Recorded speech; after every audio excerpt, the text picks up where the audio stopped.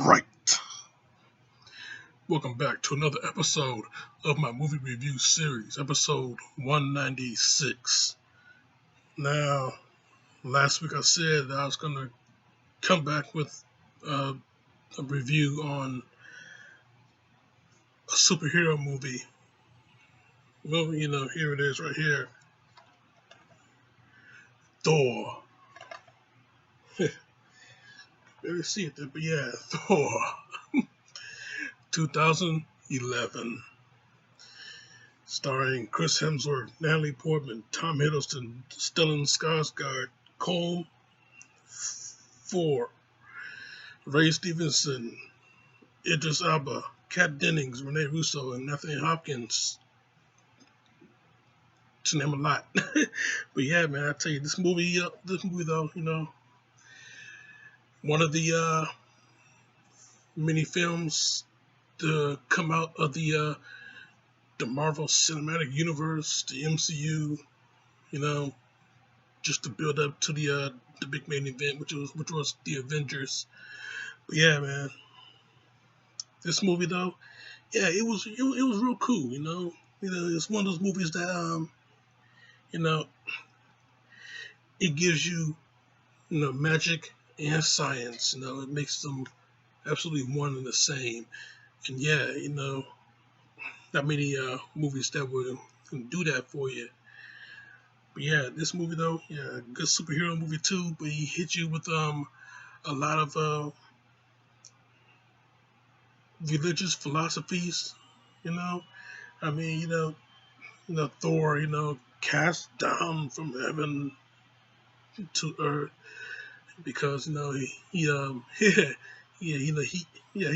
Thor, yeah, he was cast down from Asgard to Midgard, which is Earth, because he his arrogance broke the truce of this little conflict between these frost giants and the Asgardians. And Thor, yeah, he went and picked a fight with the frost giants, real good fight too.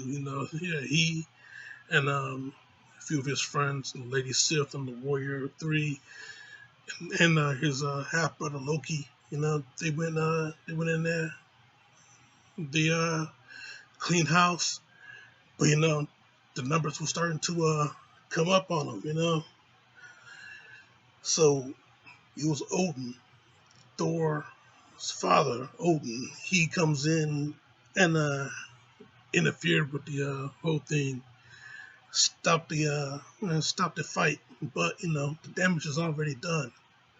So yeah,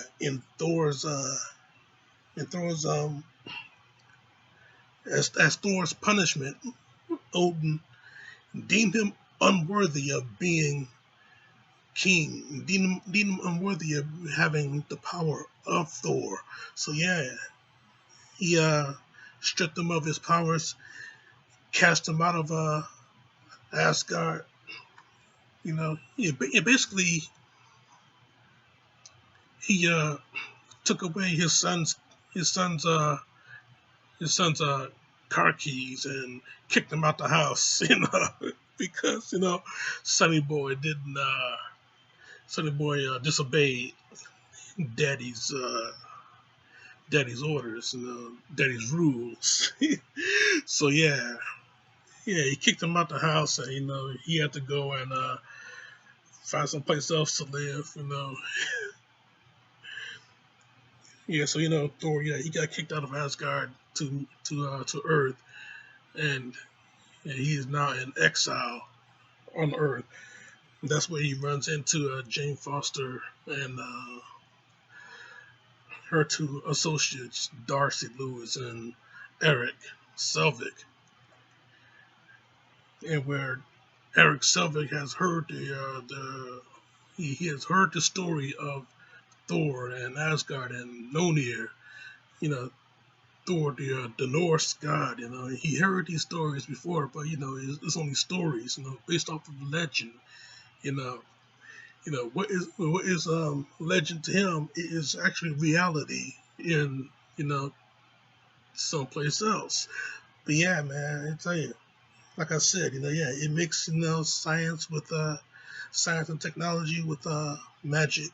You know, it mixed reality with legend. Everything comes in interlocked. You know, Thor. You know, one of the best parts of this movie is the fight with Shield, basically the organization Shield. Thor. He gets the location of where the his hammer Mjolnir is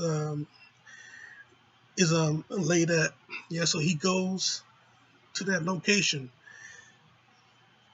and yeah, trying to infiltrate the camp where the that surrounds the hammer. He infiltrates it, but he go through every single one of those guards. Yeah, kicking everybody's ass. He goes through every single one of them, even the big boy that the boss battle with the biggest guard they got. Yeah, you're big. Thor's bigger. Yeah, so he gave him a real good fight. And throughout all this, we got Hawkeye up in the up in on a high plateau. And he got eyes on Thor. He got his bow and arrow out, and he got a good aim on Thor. And all he's waiting for is the order to stop this whole thing. But the longer this fight is going down. The longer it's going down, the more Hawkeye is waiting, and the more Hawkeye is waiting, the more he is rooting for Thor to, because he is putting a whooping on everybody, even the big dude.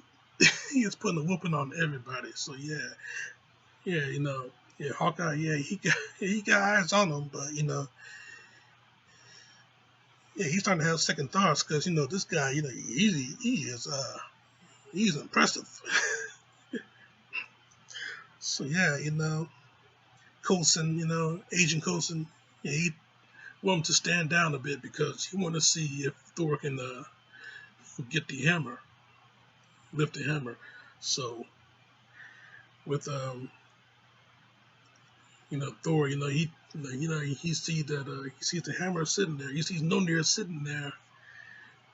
And earlier everybody is trying to get this. Everybody trying to lift this hammer. Every single person you can think of, redneck truck drivers, anybody, they try to pull it off with a 4-wheel drive truck and a chain linked to it. They try to pull it off, but the the back of the truck ripped off of the damn vehicle. So yeah, everybody tried to get this hammer and nobody didn't get it. Thor, the only one that would be worthy of getting this hammer, because he is Thor, even though Odin made him unworthy by casting him out, and he enchanted the hammer. So yeah, whoever lifts the hammer is worthy of holding the power of Thor. Yeah, so Thor, he sees the hammer and he thinks that he is worthy. So yeah, he tries to get the hammer and try with all of his might, even though he is now human. He's trying with all of his strength. And yeah, he could not get the hammer. And that was just heartbreaking to him. I mean, yeah, he ran through all these guards, even the big dude, and yet he couldn't lift his hammer because he is not the Norse god of thunder that he once was. And yeah, that's just heartbreaking to him, real confidence killer, trying to lift it and he couldn't do it. So yeah, he got apprehended by Shield, and Coulson was starting to question him. Thor, he says nothing because, he's not in the mood to talk. But yeah, his brother Loki, the god of mischief, he shows up and, he lets him know. He lies to him and tells him that the father Odin has passed away. Yeah, so you know Thor, he can't go back home, so he's sitting here in exile, and now he's apprehended by government officials, But Jane Foster and her friends, they worked a little bit of scientific technology, and they sprung him from they sprung him from custody. So yeah, Thor, he's spending time with them. In the meantime, in between time, up in Asgard, Loki is making his own plans. Now that he is king of Asgard, not the rightful king, but he is the king of Asgard now. You know, he sent the Warrior Three, Lady Sif and the Warrior Three, down to Earth. It's all set up. He sent them down to Earth, and he also sends the Destroyer, this big metallic, godly-like creature. He sent that down to Earth. With Thor, Lady Sif, and the Warrior Three out of the way, he can now truly, that nothing can stand in his way. And the seer of all seers, Heimdall, the guard of the Bifrost, which is this rainbow-colored bridge that connects Asgard to the other 9 realms. With him out of commission, Loki and the Frost Giants, which we find out that he is pretty much a relative of. They they can now take over Asgard. So yeah, New Mexico has some trouble with the Destroyer. The Warrior Three, Lady Sif and the Warrior Three, they tell Thor that Odin is alive, and Loki has pretty much misguided all of them. So yeah, they're going to find a way to get back up to Asgard. So, but now they got to deal with this big metallic godly-like creature called the Destroyer. Got to deal with this big son of a bitch right here. So yeah, they tried to fight this thing. Yeah, and didn't go well with any of them.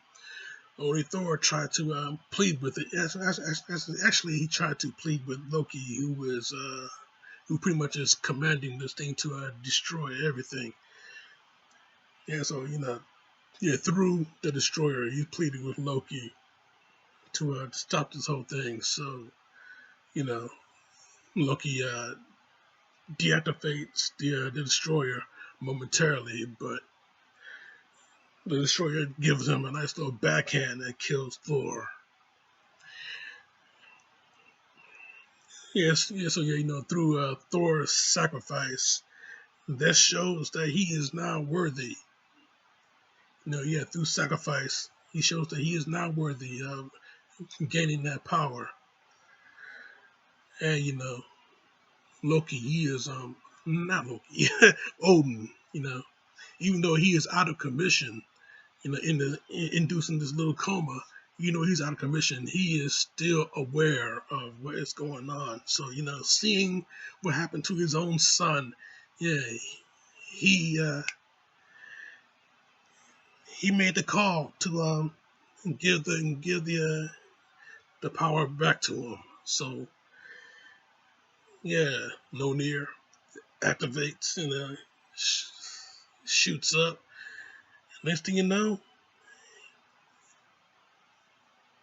Thor grabs it, shoots up, comes to Thor. Thor grabs it, and he gets all the power that he once had before. His armor comes back on, cleans back onto him.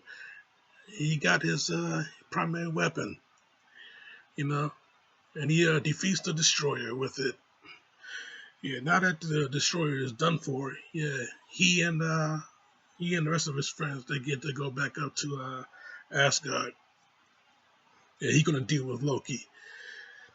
So yeah, man, I tell you, everything that's everything that's going on with this whole ordeal, you know. Yeah, we find that well, basically everything is has been turned upside down. But I tell you though, with Thor destroying the Bifrost, he can no longer get back. But the the Frost Giants and the Asgardians, they don't have to worry about clashing anymore. So yeah, with Thor and Loki, with their little battle going on, Odin, you know, he's a 100% revived, and he comes in and tries to save both of his sons because they was about to fall into the abyss caused by the damage from the Bifrost. And they were both about to fall. You know, Loki wanted to. He basically wanted change. Odin denies him this change. So Loki seemingly commits suicide. Yeah, he was holding on to he was holding on to the staff. Yeah, his staff that Thor was holding on to. Yeah, but he lets go and he falls into the abyss. But this is Loki, the god of mischief. Yeah, we think that he died, but he did not really die, as you will see in the now famous post credit scenes. Yeah, Dr. Selvig meet up with Nick Fury, and Nick Fury presents him with the Tesseract, which is the Space Stone, the Space Infinity Stone. Yeah, he presents him with the Tesseract, and Loki he shows up through a mirror, and he make Selvig agree that yeah they might have to look into that. But yeah, I tell you though, this movie though, it is one hell of a picture. It's a pretty good fun ride and a great and a great and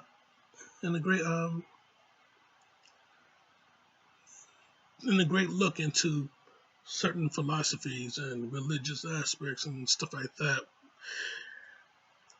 But yeah, yeah, this movie, yeah, you cannot really deny it. Can't go wrong with Thor. First movie, pretty damn good. So yeah, man. But yeah, pretty good, pretty damn good. I gave it a real good 4 out of 5.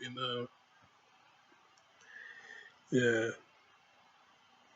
Yeah, Natalie Portman, yeah, she's awesome as always. You know. So yeah, real good 4 out of 5, man. That's my review, Jack, and I'm sticking to it. Now next week, man. Next week is going to be a little bit something more than meets the eye. So you keep it locked right here for that. Check out bottom of the show right here. Subscribe to me right here. But in the meantime, in between time, Jack, this show is off.